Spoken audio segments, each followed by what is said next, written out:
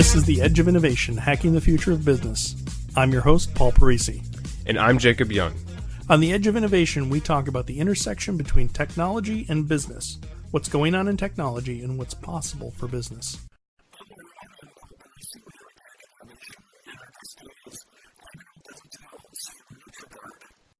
The security industry as a whole and the businesses that are being quote unquote protected, I mean, it's really just a farce. People have this understanding of businesses having good security, or they entrust them to have good security. Oh, this business won't be hacked. I trust them with my credit card. On what grounds? Why do you trust them? Is there any reason to trust them? There isn't. It's just because they said they could do it. They're a big business. They have a lot of money. They have a lot of financial power. They have a lot of exposure, so we trust them. The reality is that none of these businesses are really secure. We have yet to encounter a business like an Equifax or like a Home Depot or any of these retail shops that we couldn't breach with relative ease. The businesses that tend to be more challenging to breach, we still get in, but the businesses that tend to be more challenging to breach are the ones that have to do with storage of information, because they're really required to care about it, or communication to a degree. They're required to care about it. But businesses that serve the consumer, they're generally really vulnerable. And the vulnerability is partially their fault. In Equifax's case, gross negligence, the word just keeps coming into my head. But it's also the fault of the security industry. And here's why. The majority of vendors that do provide penetration testing services or security services, they sell snake oil, right? And case in point, antivirus solutions. If antivirus solutions really worked, if they really prevented malware and ransomware and all this and that, there would be no malware and ransomware. They only work partially, but they market themselves as saying, hey, we solved this problem. Intrusion prevention systems. They don't prevent intrusions. They just prevent what is detectable. And by the way, what is detectable are most of the commercial off-the-shelf tools that are used by penetration testing firms. So they buy technology to protect their networks, and then they go and they hire a commercial vendor who doesn't have real hackers on staff. They effectively have glorified script kids on staff that use third-party tools. This other vendor comes in and tests the security of their network, but the defensive technology they bought is designed specifically to defeat the commercial technology that's being used to test them. So they pass with flying colors. Hacker Joe comes along. Hacker Joe is not going to use any of these commercial off-the-shelf tools. I don't know about you, but I'd never seen a hacker use a commercial scanner to breach a network. Hacker Joe's going to walk right in their front door. And then just like all the businesses, thousands of the businesses that have breached, they're going to say, well, I don't get it. How were we breached? We get tested all the time. Well, the reason why you were breached is because you didn't get a real test. The reason why you were breached is because you didn't do what was actually required to make you secure. So kind of rewinding, going back into people assume that these businesses are doing the right thing, and they're not. Part of the reason why they're not doing the right thing is because some of them just simply don't care. They focus on budget. They focus on just the political aspect of security. Another part is they really do care, but what they're being told and taught by the security industry is just a bunch of marketing FUD, right? You have to do it this way, you have to do it that way, but these things are not actually effective. In our experience, there are only, there are 3 technologies out there that have ever slowed us down or even given us a run for our money. One of them is produced by a company called Cylance. So Cylance is a business that we've followed for a while. We have no affiliation with them, but their technology works, and it's a brand new way of doing things. It works very well. The second one is Carbon Black Bit 9. And I know that Carbon Black and Cylance look at themselves as competitors, but I look at them and I say, wow, these guys really can complement each other. Those 2 technologies alone make the job of breaching a system with malware or exploits very, very, very difficult, almost impossible. So then that leaves you with the social avenue, social engineering. Well, the third thing that you can do is you can deploy internal honeypots, but low interaction, not high interaction. That's a waste of time. Low interaction honeypots, things that are just there to detect a breach and detect lateral movement. You deploy those 3 solutions, or 2 of those 3 solutions, you're going to make the job of a hacker like my team, the guys in my team, very difficult. But most people don't have that. What most people have is they might have Carbon Black, they might have a Cylance technology, or they might have a honeypot. When you have one of those solutions open, or just one of those solutions deployed, we're going to leverage those other gaps. So a lot of depth for a simple question, but yeah.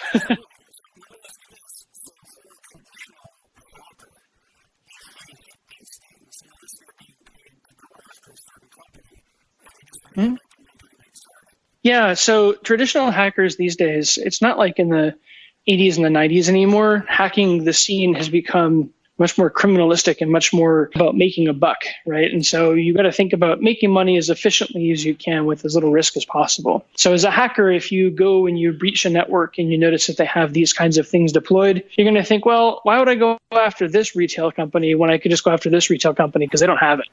You still get your payout. You maybe charge them more per credit card, or maybe you sell the network to somebody else that wants to use the resources of the network to do something. But you can still find a way to make your money off of that kind of a breach, and you don't have to spend quite as much time doing it. A great example of a soft network would be the Equifax network, or even Target. The way that Target handled their breach was just as silly. And actually, speaking of technologies that have proven to really miss things that are sold as end-all, be-all solutions, FireEye. FireEye was used by both Target and by Equifax. And FireEye, in their favor, they did notify Target about a lot of the activity that was going on. Didn't prevent it, but they notified them, and Target didn't really do much of anything about it. But they completely seemed to fail detecting a known vulnerability, right? The stress vulnerability, which affected Equifax. So how can you be this incredible solution that does everything and fail like that? You can't. I mean, so...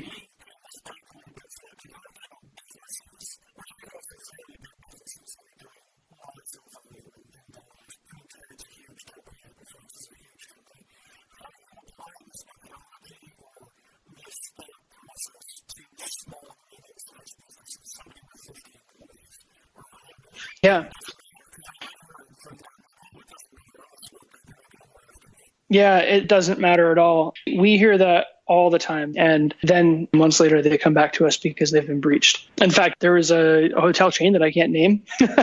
They came to us and they said, hey, we need to have a test. And we said, great, here's the price for the test. And they said, sorry, that's way too much money. I mean, it was not a lot of money. And then they went and they found another vendor to deliver a test. And they said, hey, we found this other vendor that'll do this test for us for $5,000. It was a $5,000 test. And we said, that is many, many times less than what you should be paying given the volume of work that has to be done to test you properly, but okay. About 4 months after their test had completed, they suffered a breach and they made the news. And we reached back out to them and they refused to,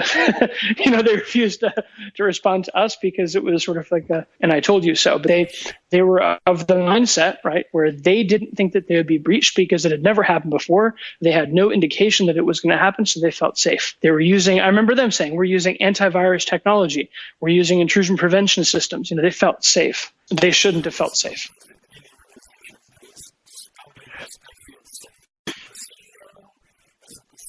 Yeah.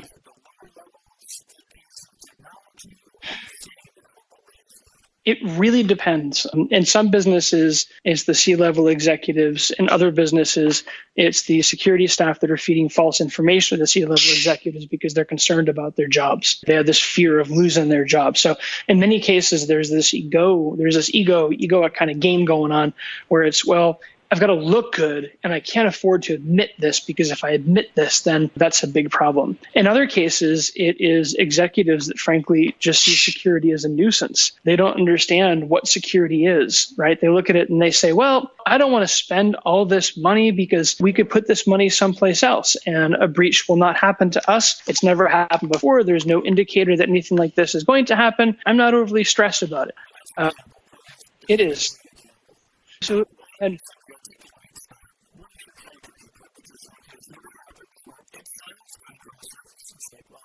yeah.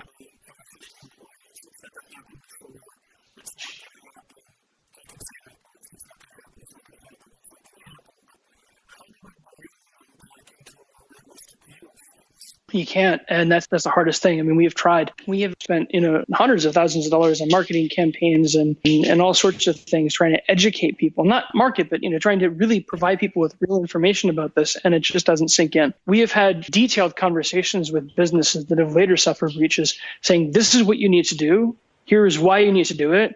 Here are the measurements, the metrics that show the workload. This is your exposure. We break it all down for them in the sales process. We show them exactly what it is that's going to happen during engagement, why things cost, and they just doesn't matter how much you teach them, they don't care until it happens. And it's truly unfortunate. Of the few customers that we have that really do care, they either cared from the get-go because they understood the risk associated with it, or they came in saying, you know what? I don't know what I don't know, And I want to know, I want to learn. And when they come in with that kind of a mentality and they say, I want to learn, we can provide them with the truth, and we can provide them with facts and evidence and information. And if they're willing to listen to that and learn from that, then they can begin to make the right decisions, with their own security. Always worried about keeping current with IT? Savior Labs is an IT and web services firm that cares for your business and team. Savior Labs solves problems so you can focus on what you do best. Prepare for 2018 with a free IT assessment. Just follow the link in our show notes and enter code SAVIOR, SAVIOR.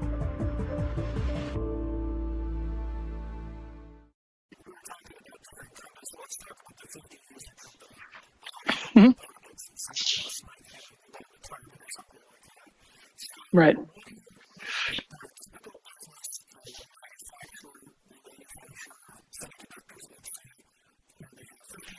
Sure. Yep. So for them, we give them the fact sheet, say, hey, let us come in and let us diagnose the workload. Let us see how much work actually has to be done.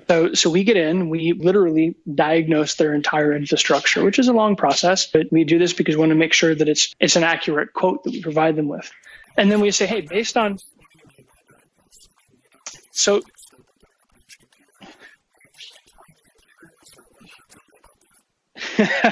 so that's kind of our secret sauce.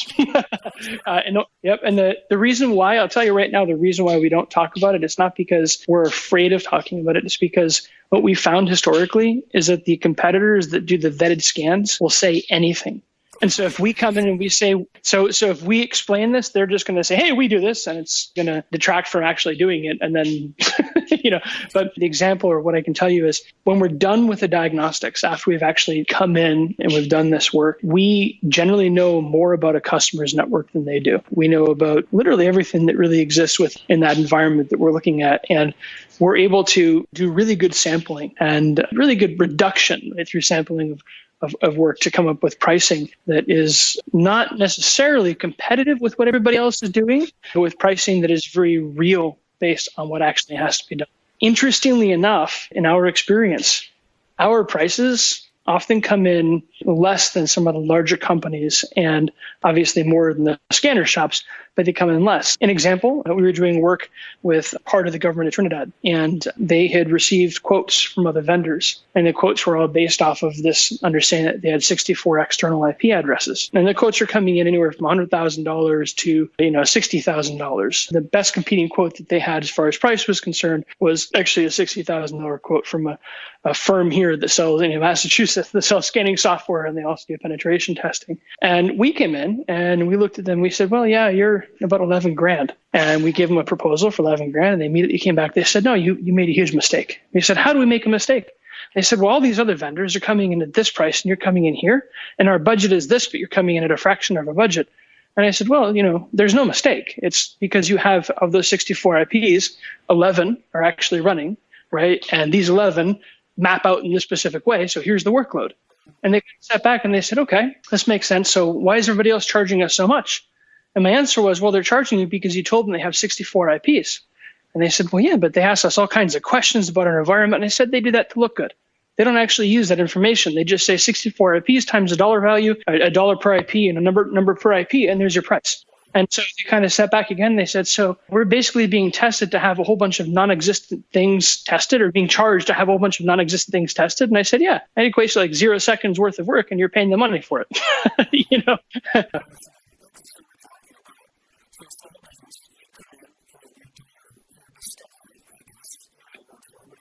Attack surface map.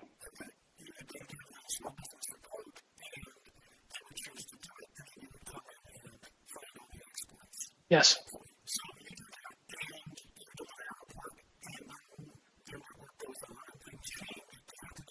Depends on the customer. So almost all, I'd say 95% of our customers are multi-year customers. And so what ends up happening is you engage us on year one. We come in, we deliver the test, we deliver a free retest after you fixed everything. We maintain you throughout the year with basic checkups effectively. Then when you come in on year two, we do the same thing. We measure your progress. So you do repeat the process because networks change, networks evolve. But through the multi-year, you actually end up very quickly, as we've seen, reducing your overall risk and exposure profile because you're continuously being exposed to something very real. So yes, it's something that they come back and they do repeatedly. Mm-hmm. Yeah, I wouldn't say assessment. But yeah. And don't.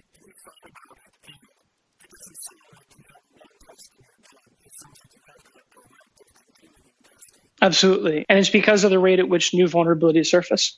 So when you look at Windows, for example, 6 months ago, you could have a fully patched Windows system as of 6 months ago. That fully patched Windows system from 6 months ago is not going to be up to par today. And it's because vulnerabilities, right, really, what are they? They're programmatic errors, programmatic mistakes. So when developers make software, they make a mistake or they rush through something because they need to meet a specific deadline. When they make this mistake, the mistake is something that we can exploit or something that we can leverage, right, to facilitate a penetration. As systems grow older, those mistakes become uncovered more and more. Researchers spend time looking at systems, finding these mistakes. All computer systems will always have mistakes. All software is fallible. And so if you patch something 6 months ago, and then you give hackers another 6 months to look at finding new system flaws, new vulnerabilities, new mistakes, they're going to find them. They're going to uncover new ones. And if you don't patch currently, you don't maintain your current patches, you're not going to be eliminating those current mistakes. So security is something that is continually evolving. It's something you need to continually test, like penetration tests you need to do. But you also need to stay up to snuff with regards to the defenses and the latest kinds of attacks that are coming in. And not just the attacks that you hear about in the news, but the attacks that are really focused on you. Because the attacks that you hear about on the news or you read about in articles and things like that, those are generic. Those are attacks that have affected a large number of people. But every single network is different. And I can tell you firsthand, every single network that we breach is breached differently. So you have to also understand how it is that you're going to be breached. And you do that, again, by continually doing realistic threat penetration testing and by also paying attention to what's going on in your environment. So yeah, it's a continual process.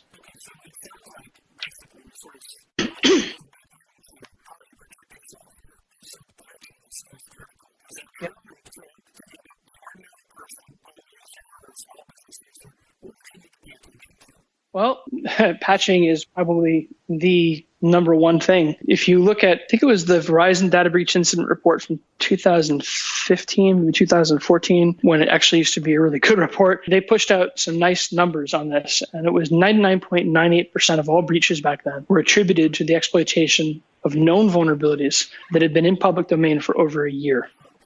0.01% were attributable to zero-day exploitation, 0.1%. So when you look at those numbers, it tells you a lot. I mean, that's very telling. It says, hey, people just aren't patching.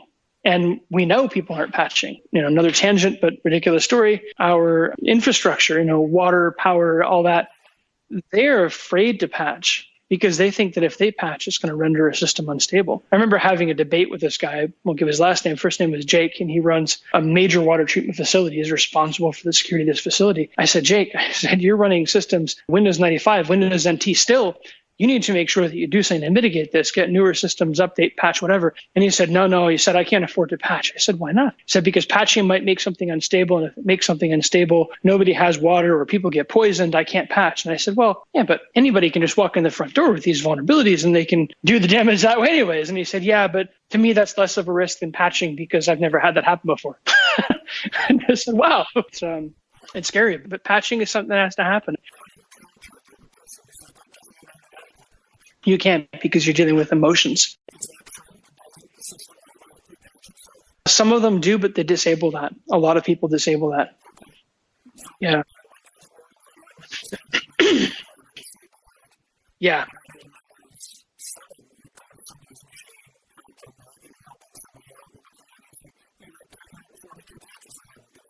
Exactly.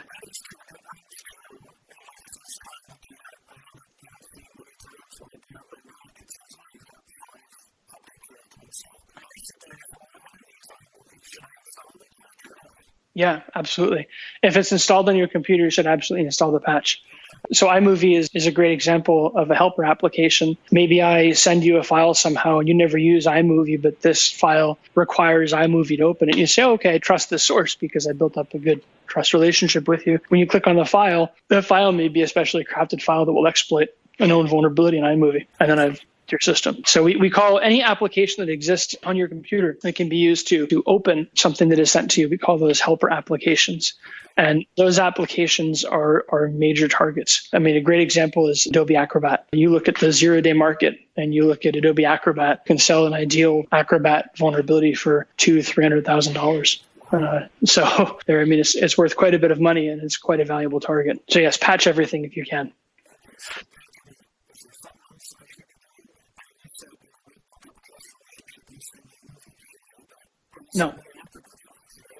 No, you should authenticate. And it seems kind of weird to hear people say this, or to hear me say this. Everybody says, what do you mean? But if somebody sends you a file and you don't have some kind of a cryptographic signature or some way of authenticating that that person is who they say they are, don't open the file. If you have a friend that sends you something, send them a text message, a side channel through your phone. Send them a text message and say, hey, did you just send this to me?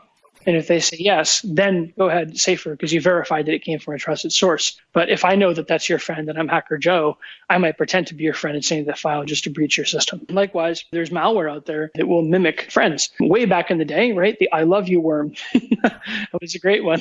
Didn't use any exploitation other than exploiting humans, but it was a basic piece of malware that sent a love letter from you to the people in your contact list using Microsoft Outlook. And I forget the scale of the infection with that thing, but it was millions. And it was because people would receive those emails from a trusted source. They wouldn't verify that this content was real. They would open the attachment and boom, they'd be infected with I love you. And then they'd send it to the next 40 some odd people on their list and just kept on going.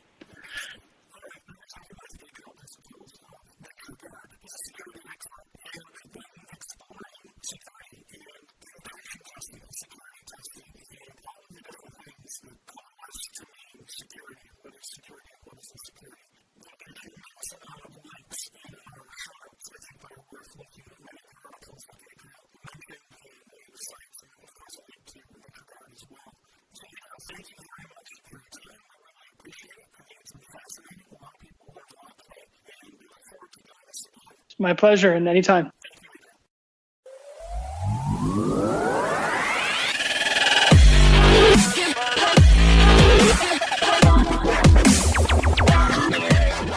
The Edge of Innovation is brought to you in partnership with Savior Labs.